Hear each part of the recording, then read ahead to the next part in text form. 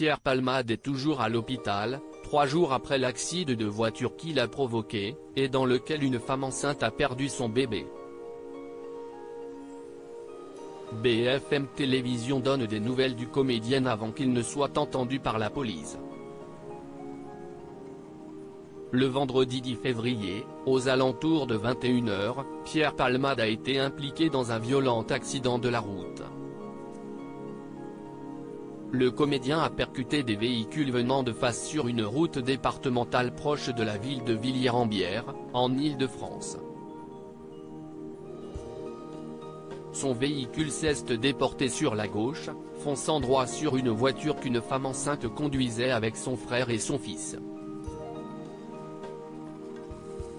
À l'hôpital, la femme a perdu son bébé, tandis que son fils est toujours dans un état grave et son pronostic vital est engagé.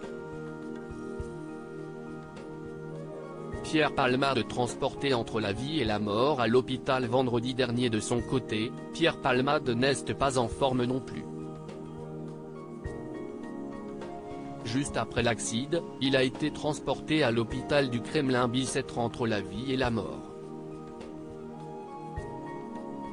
Il aurait alors au minimum une fracture du fémur et du tibia, voire une hémorragie interne, comme l'ont précisé nos confrères du Figaro.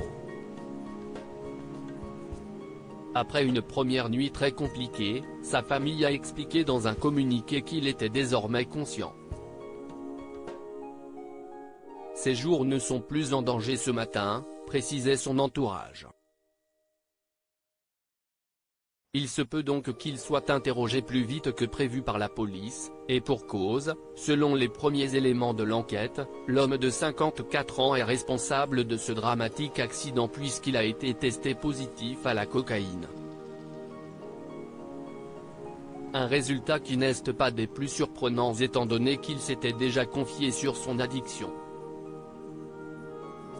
L'état de santé de l'humoriste ne serait plus inquiétant selon les informations de BFM Télévision en date de ce lundi 13 février, soit 3 jours après l'accident. Son état de santé ne serait plus jugé inquiétant, malgré ses 4 côtes cassées.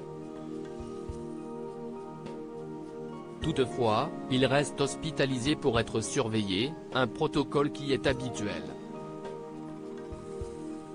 L'ami de Jean-Marie Bigard pourrait être mis en garde à vue très prochainement alors que son domicile a déjà été perquisitionné.